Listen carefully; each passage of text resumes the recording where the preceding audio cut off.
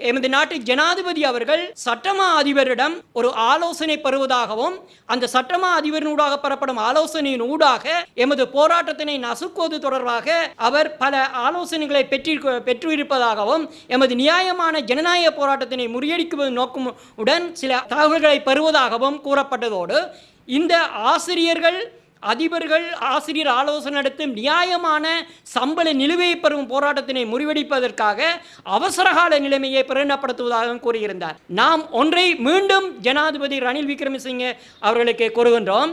நீங்கள் இந்த நாட்டினுடைய இந்த பொருளாதார நெருக்கடிக்கு காரணமான குற்றவாளிகள் தொடர்பாக உயர் நீதிமன்றம் ஒரு அதிரடி தீர்ப்பு ஒன்றை வழங்கியிருந்தது. அந்த அதிரடி தீர்ப்பு தொடர்பாக இந்த பொருளாதார நெருக்கடியை ஏற்படுத்திய இந்த ராஜபக்ச ஃபேமிலி தொடர்பாக குடும்பம் தொடர்பாக நீங்கள் சட்டமா அதிபரிடம் நியாயமான ஆலோசனைகளை பெற்று நீங்கள் நடவடிக்கை எடுத்திருந்திருந்தால் மீண்டும் அந்த பணத்தை பெற்றிருந்திருந்தால் இந்த நிலைமை ஏற்பட்டிருக்கின்றது என்பதை நாம் இலங்கை ஆசிரியர் சங்கம் வலியுறுத்த விரும்புகின்றோம்.